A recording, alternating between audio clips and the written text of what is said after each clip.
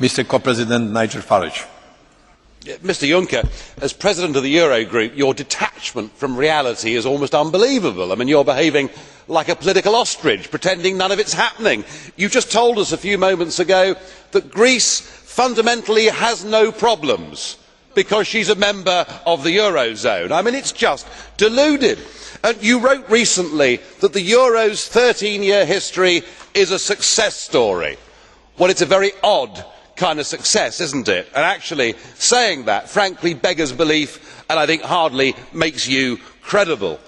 I think it's about time that you and others in this room woke up to the fact that we are inflicting misery on millions of people through unemployment, through poverty, through a loss of democracy, and that it's an error to try and keep countries trapped inside the euro prison.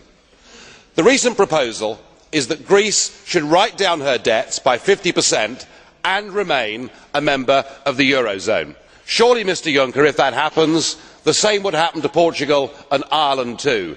Do you think it is possible for any member state of the Euro to write down their debts and stay a member of the Euro? Mr President, I didn't say that Greece has no problems. I didn't say that. I did say that although Greece is a member of the euro area, Greece is in deep problems. So don't take it the way around that you can put the question you anyway had the intention to put.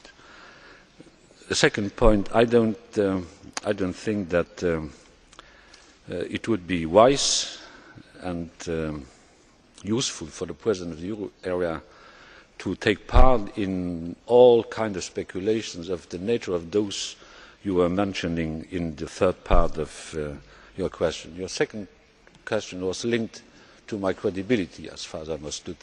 I prefer mine to yours. Very good, Mr Juncker. Very good.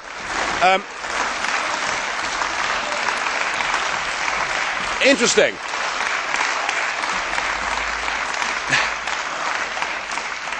Well, on this very point of credibility, you yourself said back in April that when things become serious, you have to lie.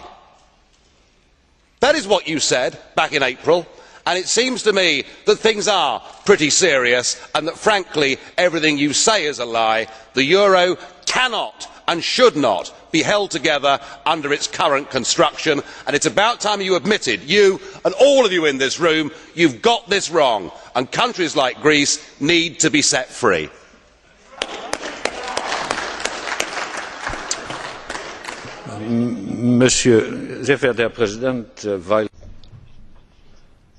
President, you've just quoted a newspaper which wasn't actually British, it was a German newspaper, saying that when things get tough, we have to lie. Perhaps I should actually quote what I said in the language of the newspaper which you've referred to.